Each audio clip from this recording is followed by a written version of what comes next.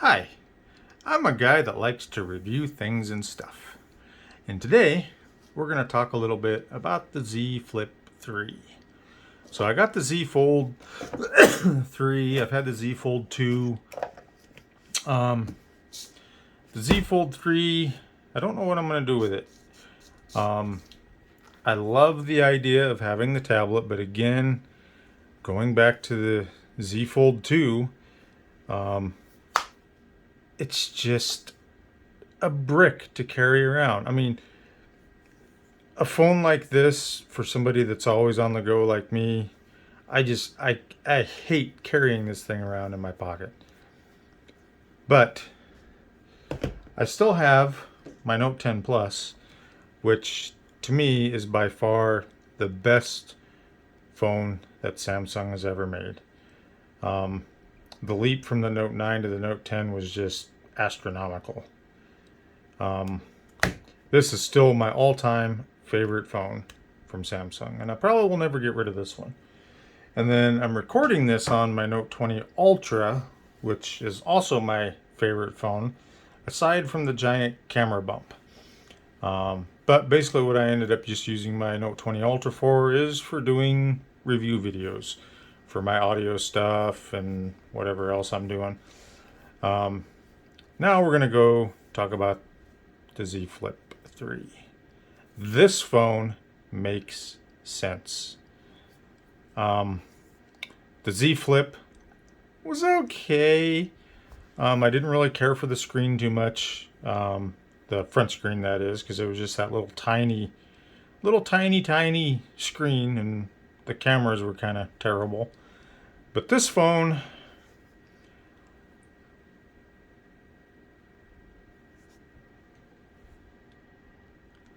is pretty darn amazing. I got my Star Trek theme on there right now. But yeah, this phone makes perfect sense. Other than the fact of where they put the damn power button and fingerprint reader. You're going to always find yourself, when you open this phone up, you're going to always be down here trying to log in, or down here using this finger to log in. But after the learning curve, you kind of get used to just, boom, popping it up there. Or I find myself using Face Unlock quite a bit now. But yeah, this phone makes perfect sense. And the main thing that I really missed from the Razr days was when someone pisses you off on a phone call, you can just say, yeah, done. The front screen has a bunch of widgets on it. Let's see here. So I got my weather on there, just some other crap on there. I think you get like 6 or 7 of them. There's a timer that I've actually kind of used when I'm doing stuff with like 3D printing and stuff, or anything that requires something that's timed. Normally I just tell Alexa to do that crap, but yeah, when I'm out at a client or something, I can just use this. So yeah, and it's a lot bigger than it was, so that's pretty cool. The cameras, I mean, they're nothing to write home about, but they do get the job done. I've been pretty impressed with the pictures that I've been taking with this camera. But if it's something that requires, really good cameras, obviously I'll use one of my good DSLR cameras or whatever. What else? Refresh rate is really good on the screen. The screen is very easy to read. Feels really good in the hand. I like the slenderness of it. It's not like trying to hold the big giant brick that the Note 20 Ultra is, or the S21 Ultra. I had one of those for a while too, but I had to get rid of it. But this one I'm probably definitely going to keep, along with my Note 20 Ultra and my S10 Plus, or Note 10 Plus. Let's see, refresh rate's good. Cameras are decent. The response time is really, really good when you're scrolling through stuff. Like I said, feels good in the hands. The speaker quality I honestly thought that the speakers were going to sound bad, but they sound just as good as my Note 20 Ultra, my S21 Ultra did. It does have the down-firing speaker. It has the speaker up here in the front. You got a microphone down there, microphone on the top. Your SD card goes in there. And then this little guy, I was trying to always find out what the hell was the purpose of this. But I guess that's your 5G antenna. So, yeah.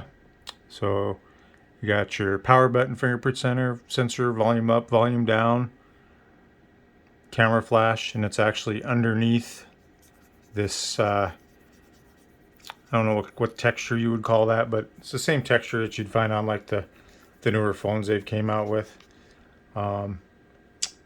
Color-wise, this was really the only color I could get because everything else was sold out on, and there was a 2-month waiting period on the cream. But whatever, I'm just going to get a skin for it.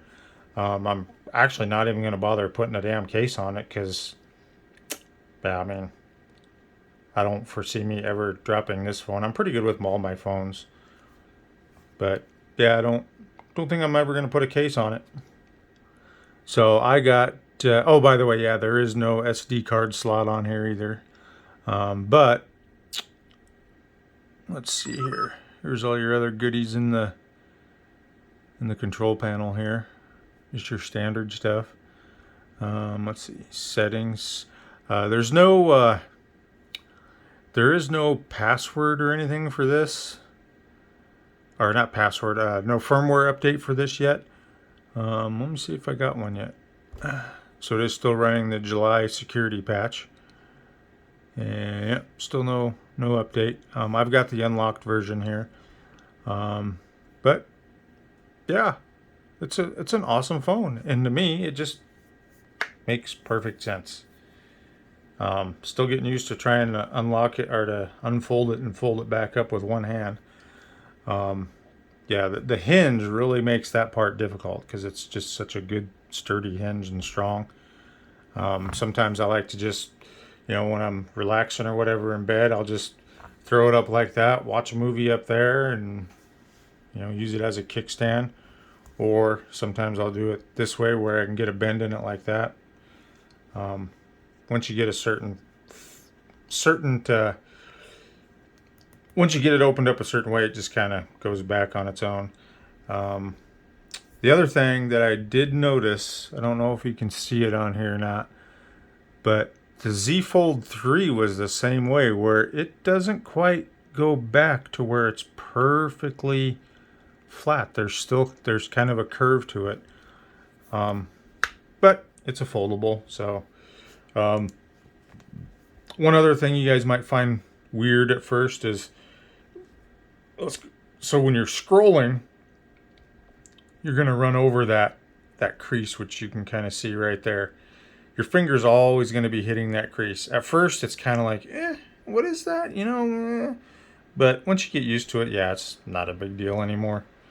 I really don't know what else to say about it. I mean, all the specs you can look up online. 128 gig is what I got. I can't remember if it's 256 or 512 that you can also get with it. But they never had any of those in stock. I'm not going to be taking a lot of pictures on this, so I don't really need the storage. Actually, the storage that's on my Note 20 Ultra, that's lasted me for a good, solid year or so, and I'm still only using like 70% of it. And if I run out of space, I'll just grab all those pictures and videos and throw them up to my 50 terabyte NAS server. So that's what I usually do whenever I buy a new phone. Whatever pictures, movies are on the old phone, I just throw them up there. Because on all my devices, my phones and my NVIDIA Shield TV and all that, I've got map drives to all that stuff if I ever want to look at it again. So wasn't a big issue. What else can I say? The screen protector. So the screen protector, let me see if I can show it to you here. So the screen protector kind of has a cutout that goes around the front-facing camera, which I'm kind of like, I don't really like that.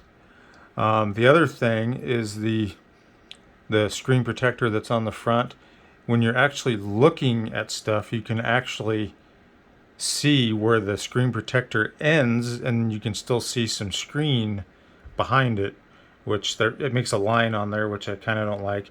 I watched who was that dude? Jerry Rig Everything, where he did a teardown on the Z Fold 3, which this has the same new front protection on it, which is supposed to make it stronger.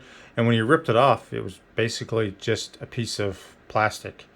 So the main screen that's underneath isn't any durable than the Z Fold 3 or the Z Flip. It's just they put this extra piece of protection on front of it, that on top of it, that's stronger than what they used before.